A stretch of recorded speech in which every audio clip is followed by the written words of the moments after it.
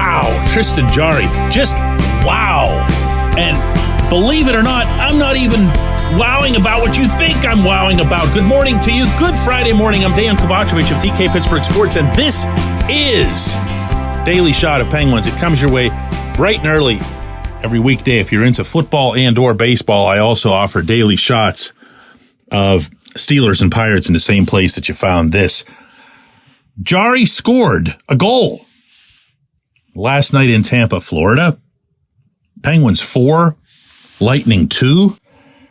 And it was a beautiful thing, not just for the history involved, the fact that he was the first ever from the Penguins to do it in their 56th season, the fact that he was only the 9th in NHL history to do it in terms of actually shooting the puck to the other end. Not just for its place in Pittsburgh sports history. It's a remarkable achievement. There aren't many things from either the Steelers or the Pirates from an individual standpoint that you can line up there. You know, from even though it's freakish, it is and it isn't, because you still have to do something for it to happen, and you have to do it intentionally. Example, Ben Roethlisberger's back-to-back 500-yard performances, which I was blessed enough to cover. You know, you can say, all right, well, if he could have had them, spread out or whatever over the same season, it would have been a big deal. Well, he did do them back to back, and it was phenomenal. How about Roberto Clemente? To this day, has the only inside the park grand slam in Major League Baseball history. Did you know that?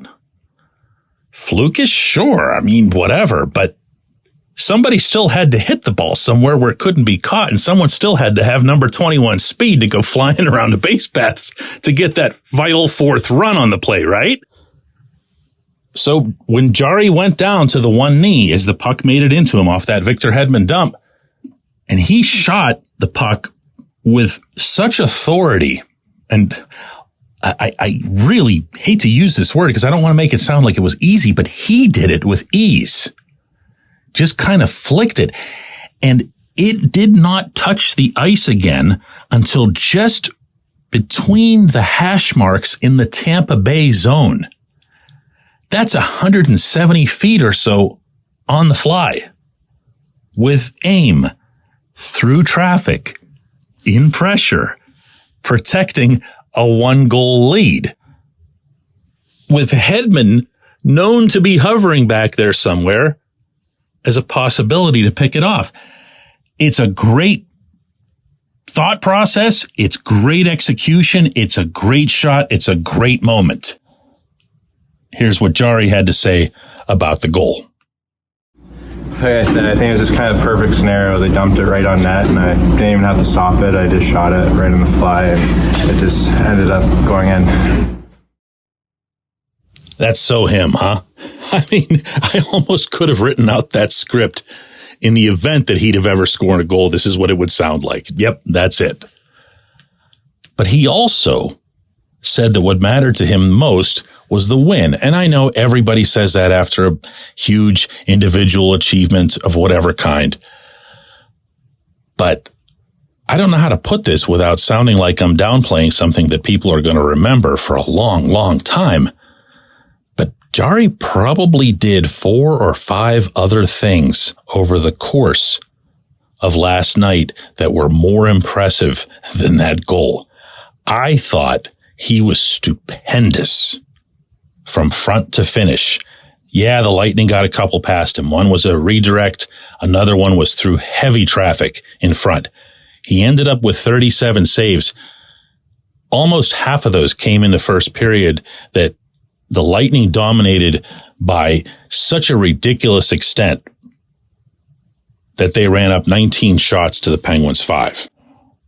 And that even that undersold the level of dominance that the home team had. Now, to the credit of everybody, Sidney Crosby, Drew O'Connor on a brilliant feed from Evgeny Malkin, and then Jeff Carter, who had a really nice offensive overall night even before this, scoring on his own give and go for what wound up the winning goal. To the credit of everybody, they continued to plug away, but it all started with the goaltender. And it started with the goaltender doing something that I've seen him do before. I've shared it with you.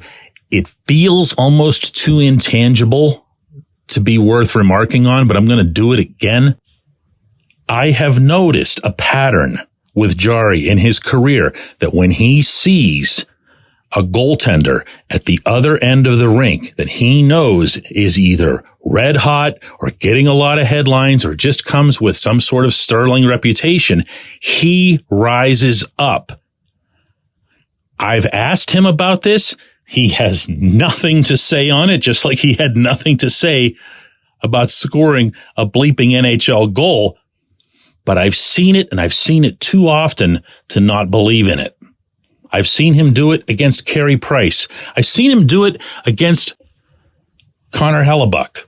I've seen him do it even one of the games that stands out to me, and don't laugh at me for this one because he was a big deal for a little while, was when he went into Toronto and went head to head with Jack Campbell whenever the Maple Leafs were touting Campbell as like the next Gump Worsley or whatever. Last time was it they had a great goalie.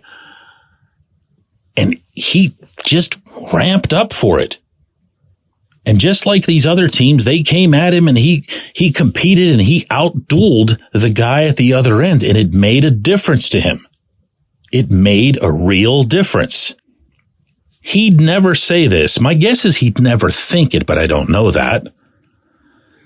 But he sees himself as one of the better goalies in the NHL. It's part of the reason that people inside the Penguins world see him in a similar way and get disappointed when he doesn't perform at that level. He sees those guys, the ones that are generally accepted as being the best of the best, and he just finds some other step to climb on for that night.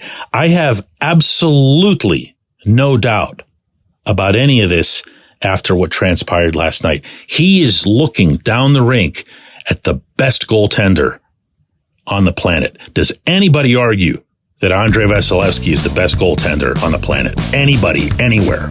If so, bring it. And please don't bring me any Igor Shesterkin nonsense. Vasilevsky's the best. That's what Jarry looked at last night, and that's how he responded. When we come back, J1Q.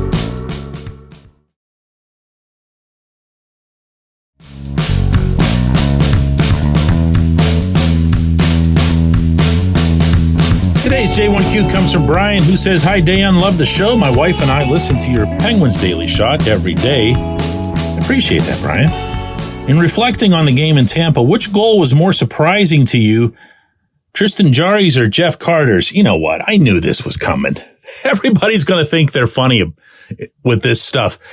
Next, we're going to be piling on to poor Ricard Raquel, who's still one goal behind both Jarry and Carter.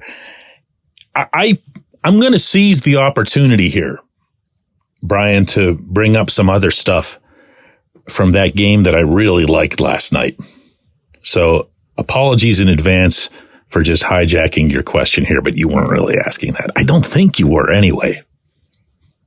The truth is, I kind of felt like I've seen Carter's goal coming for a little while. Earlier in that game last night, Carter had two shifts in which he created plays through passing for his line mates, or Noel Acciari and Matt Nieto, that I hadn't even really seen from him since he came here from Los Angeles, even when he was super hot with the goal scoring. Most people don't and probably shouldn't think of Carter as some sort of elite playmaker. He's been a gunner his whole career, and I mean that in the positive sense. He's been a guy who shoots the puck and finishes things. But for whatever reason, last night he was finding a way to spring, in particular Nieto. I feel like Nieto has just been flying. He's not necessarily getting a ton done, but he's been flying. He's very, very visible all over the rink where he wasn't at all earlier this season. And Carter's using Nieto's speed to make the line faster, which is smart because Carter's not anywhere near as fast as he used to be. He's not outright slow, but he's definitely not one of the faster wingers in the league as he once was. So when Carter came down on that, I guess you could call it a 2-on-1 because that's what it became toward the end of the rush. And he fed across to a Jarry. He probably wasn't thinking he'd get it back, but he did get it back. And when he did, he made no mistake. Classic old school Carter shot. Down low, get rid of it early. Don't worry about where it goes. Worry about when it goes. He's been doing that in the league for almost 2 full decades now. So I'm not about to make fun of him after making a legitimately good play that he did and after having a legitimately good offensive night. One thing that I'll do in my commentary, whether it's in spoken form or written form, that'll rub some people the wrong way, is I'll say something and I'll mean it.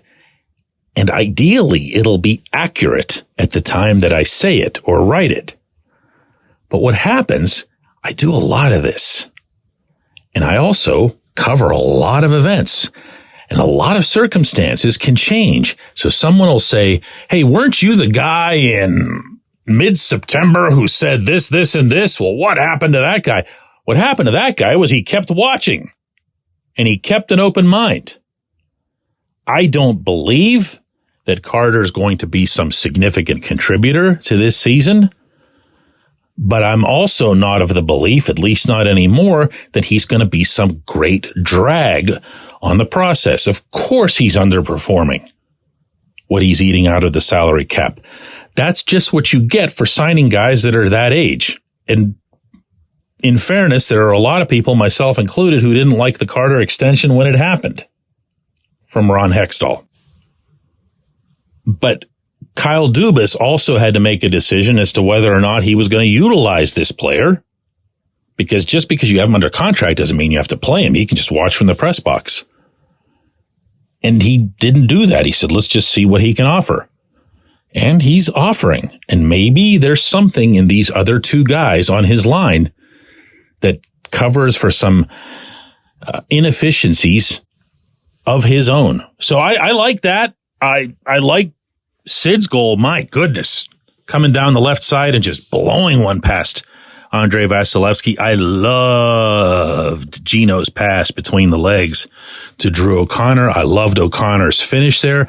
I really loved Mike Sullivan adjusting his defense pairings to put John Ludwig up there with Chris Letang when he felt that things weren't going well in the first period and he needed to do something to both shorten his bench and B, to get Ludwig more involved.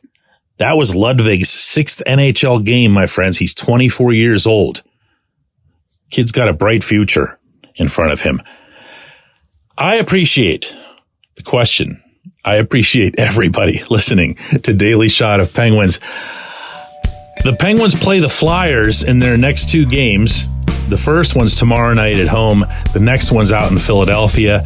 I'll be at both of those. I'm looking forward to seeing this team or this version of this team myself, possibly. We'll see which one shows up. Let's do it again Monday.